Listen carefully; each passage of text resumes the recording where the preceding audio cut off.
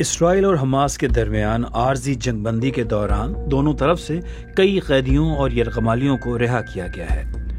غزہ میں حماس کی قید سے رہائی پانے والی 4 نوجوان اسرائیلی خواتین یرغمالیوں کے والدین نے بی بی سی سے بات کرتے ہوئے دعویٰ کیا ہے کہ قید کے دوران ان کی بیٹیوں کے ساتھ بدسلوکی کی گئی، مسلح افراد کی جانب سے انہیں ڈرایا دھمکایا گیا، بھوکا رکھا گیا اور کھانا پکانے اور صفائی کرنے پر مجبور کیا گیا۔ ان کے بقول یرغمالیوں کو زیر زمین سرنگوں اور عمارتوں میں رکھا گیا، جسمانی تشدد ہوتے دکھایا گیا اور حماس کی پروپیگنڈا ویڈیوز میں حصہ لینے پر مجبور کیا گیا۔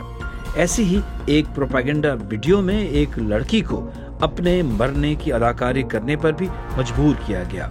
آج بی بی سی ریڈز میں ہم بات کریں گے کہ اسرائیلی یرغمالی خواتین نے اپنی قید کے دوران مزید کن حالات کا سامنا کیا۔ میں ہوں Javed Sabro. B B C ریڈز کے ذریعے ہماری یہی کوشش ہے کہ بی بی سی اردو کی ویب سائٹ کی وہ سٹوریز جن میں آڈینس کی دلچسپی زیادہ نظر آتی ہے انہیں اور بھی زیادہ لوگوں تک کیوں نہ پہنچایا جائے۔ تو ہم پڑھیں اور آپ سنیے اور اپنے دوستوں اور ساتھیوں کو بھی سنائیے۔ یرغمالی خواتین کے والدین نے بی بی سی کو بتایا کہ دوران قید ان کی بیٹیوں کو ایک دوسرے کے دکھ درد سننے، ڈرائنگ کرنے اور ڈائری لکھنے سے حوصلہ ملا۔ والدین کا کہنا ہے کہ ان کی بیٹیوں نے دوران قید جو کچھ برداشت کیا اس کی مکمل تفصیلات ابھی سامنے آنا باقی ہیں۔ اس کے علاوہ کچھ ایسی تفصیلات بھی ہیں جن پر بات نہیں کی جا سکتی کیونکہ اس سے غزہ میں موجود مزید اسرائیلی یرغمالیوں کی زندگیوں کو خطرہ ہو سکتا ہے۔ جن 4 خواتین کے والدین نے بی بی سی سے بات کی ان میں سے 3 خواتین فوجی تھیں جنہیں حماس نے 7 اکتوبر 2023 کو غزہ کے قریب ناہل اوز فوجی اڈے سے اغوا کیا تھا۔ ان خواتین کے والدین کا کہنا ہے کہ یرغمالیوں کی خوراک تک رسائی اور مرد محافظوں کی جانب سے ان کے ساتھ قید کے 15 ماہ کے دوران روا رکھا گیا سلوک مختلف عرصے میں مختلف رہا۔ ان 15 ماہ کے دوران انہیں ایسے مختلف مقامات کے درمیان منتقل کیا جاتا رہا جہاں براہ راست سورج کی روشنی بہت کم نظر آتی تھی۔ اسرائیلی فوجی اڈے ناہل اوز سے اغوا کی گئی 20 سالہ آگم برجر کے والد نے بتایا کہ 15 ماہ کے دوران اسے جن مقامات پر رکھا گیا ان میں بہت فرق تھا۔ کبھی یہ ایک اچھی حالت کی زیر زمین سرنگ میں ہوتے اور کبھی یہ بہت خراب سرنگ ہوتی، کبھی کسی بہتر گھر میں تو کبھی انتہائی برے گھر میں تھے۔ کچھ جگہوں پر اچھا کھانا ملتا تھا، کچھ جگہوں پر بہت برا۔ انہوں نے صرف زندہ رہنے کی کوشش کی۔ اورلی گلبووا کی بیٹی ڈینیلا کو بھی ناہل اوز فوجی اڈے سے اغوا کیا گیا تھا۔ ان کا کہنا تھا کہ انہیں اور ان کے اغوا کاروں کو ایک جگہ سے دوسری جگہ منتقل ہونا پڑتا تھا کیونکہ وہ وہاں ایک جنگ زدہ علاقے میں تھے۔ وہاں رہنا بہت خطرناک تھا۔ جب ڈینیلا نے 3 مرد اسرائیلی یرغمالیوں کی رہائی کے مناظر دیکھے جو اپنی رہائی کے وقت کافی کمزور نظر آ رہے تھے تو انہوں نے اپنی والدہ سے کہا، اگر مجھے 2 ماہ پہلے رہا کر دیا جاتا تو شاید میں بھی ان کی طرح نظر آتی، یعنی اتنی ہی کمزور ہوتی۔ ڈینیلا کی والدہ اورلی گلبووا نے دعویٰ کیا کہ ان کی بیٹی دوران قید پتلی ہو گئی تھی اور قید کے دوران اس کا بہت وزن کم ہوا تھا، لیکن رہائی سے قبل کے آخری 2 ماہ میں انہیں وزن بڑھانے کے لیے کافی مقدار میں کھانا دیا گیا۔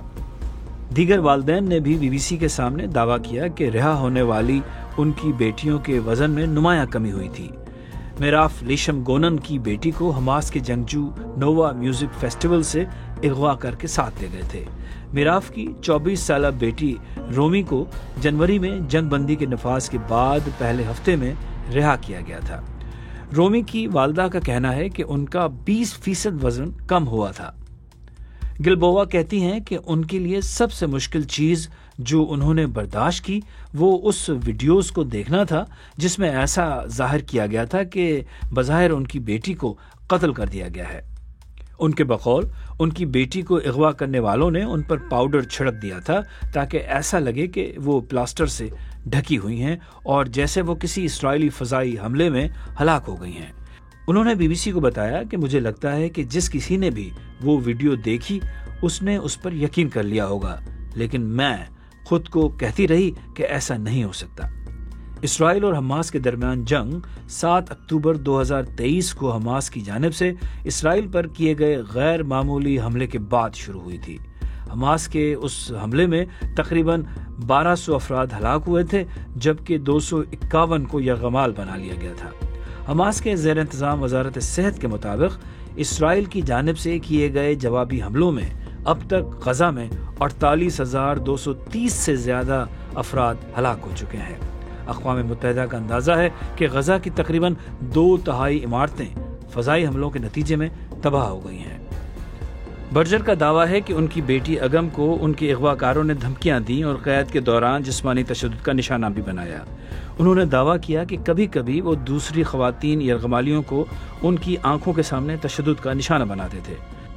برجر کا کہنا ہے کہ ان کی بیٹی نے انہیں بتایا کہ کس طرح مسلح افراد ان پر مسلسل نظر رکھے ہوئے تھے اور ہر وقت اپنی بندوق اور دستی بموں سے کھیلتے رہتے تھے۔ ان کا دعویٰ ہے کہ مرد اغوا کاروں نے خواتین کے ساتھ تضحیک آمیز رویہ روا رکھا تھا، جس میں ان سے صفائی کروانا اور کھانا تیار کرانے پر مجبور کرنا بھی شامل تھا۔ انہوں نے بتایا کہ کس طرح ان کی بیٹی کو مزاحمت کا سامنا بھی کرنا پڑا جب اگم نے سبت کے دن یعنی یہودیوں کے آرام کے دن کوئی بھی کام کرنے سے انکار کر دیا تھا، مگر بعد ازاں اغوا کاروں نے ان کی بیٹی کے اس مطالبے کو منظور کر لیا۔ برجر کہتے ہیں کہ جب اگم اسرائیل واپس آئیں تو وہ ہر وقت بولنا چاہتی تھیں۔ یونی لیوی، جن کی بیٹی 20 سالہ ناما کو بھی ناہل اوز فوجی اڈے سے اغوا کیا گیا تھا، کہتے ہیں کہ انہیں کبھی کبھار ایسے مقامات پر رکھا جاتا تھا جہاں ٹی وی یا ریڈیو چل رہا ہوتا تھا۔ قید کے دوران ایک بار ناما نے اپنے والد کو کسی اسرائیلی ٹی وی چینل پر بات کرتے ہوئے دیکھا۔ اس چیز نے اسے بہت امید اور حوصلہ دیا کہ کوئی بھی اسے نہیں بھولے گا اور ہم اسے اس جہنم سے نکالنے کے لیے ہر ممکن کوشش کریں گے۔ وہ کہتے ہیں کہ ناما کے لیے حماس کا اسرائیلی فوجی اڈے پر حملہ قید سے کہیں زیادہ تکلیف دہ تھا۔ اس دن کی فوٹیج میں دیکھا جا سکتا ہے کہ ناما اور دیگر خواتین فوجی خون آلود کپڑوں میں فوجی اڈے کے ایک کمرے میں مسلح افراد سے گھری ہوئی ہیں، جس کے بعد انہیں زبردستی گاڑی میں بٹھا کر غزہ لے جایا گیا۔ جن 3 خواتین فوجیوں کے والدین نے بی بی سی سے بات کی، وہ ان 5 خواتین فوجیوں میں شامل ہیں جنہیں جنگ بندی کے پہلے مرحلے میں رہا کر دیا گیا تھا۔ ان خواتین کا تعلق اسرائیلی فوج کے اس یونٹ سے تھا جس کی ذمہ داری غزہ کی سرحد پر نظر رکھنا اور کسی بھی مشکوک چیز یا کارروائی دیکھ کر اسے رپورٹ کرنا تھا۔ اس یونٹ سے تعلق رکھنے والی خواتین حماس کے 7 اکتوبر کے حملے سے کئی ماہ قبل سے افسران کو متنبہ کر رہی تھیں کہ سرحد پر حماس کی مشکوک کارروائیاں جاری ہیں، تاہم اس انتباہ پر کوئی توجہ نہیں دی گئی۔ ان کا کہنا ہے کہ ان کی بیٹیاں غزہ میں اب بھی موجود لوگوں کے حالات کے بارے میں فکر مند ہیں اور انہوں نے جنگ بندی جاری رکھنے کا مطالبہ کیا ہے۔ والدین نے یہ بھی بتایا کہ کس طرح ان کی بیٹیوں نے قید میں ہر دن گزارنے کے طریقے تلاش کیے تھے، یعنی ڈرائنگ کرنا، اپنی یادداشتیں لکھنا یا ایک دوسرے کے ساتھ کہانیاں شیئر کرنا۔ برجر کہتے ہیں کہ ان کی بیٹی ہر روز زیادہ سے زیادہ لکھتی تھی کہ کیا ہو رہا ہے، وہ کہاں جا رہے ہیں، محافظ کون ہیں اور اس طرح کی دوسری باتیں۔ قید کے دوران نوجوان خواتین نے ایک دوسرے کے ساتھ اپنی اپنی خواہشات کا اظہار کیا کہ رہائی کے بعد گھر پہنچنے پر وہ کیا کرنا چاہتی ہیں، جیسے بال کٹوانا اور سوشی کھانا وغیرہ۔ ڈینیلا نے قید کے دوران آزادی کے لفظ کے ساتھ ایک تتلی بنائی تھی اور اب انہوں نے یہی تتلی بازو پر ٹیٹو کروا لی ہے۔ آزاد ہونے والی اسرائیلی خواتین اب زندگی کی جانب لوٹ رہی ہیں اور ان کے اہل خانہ کا کہنا ہے کہ وہ دھیرے دھیرے صحتیاب ہو رہی ہیں۔ BBC ریڈز BBC کے ذریعے ہماری یہی کوشش ہے کہ BBC اردو کی ویب سائٹ کی وہ سٹوریز جن میں آڈینس کی دلچسپی زیادہ نظر آتی ہے انہیں اور بھی زیادہ لوگوں تک کیوں نہ پہنچایا جائے۔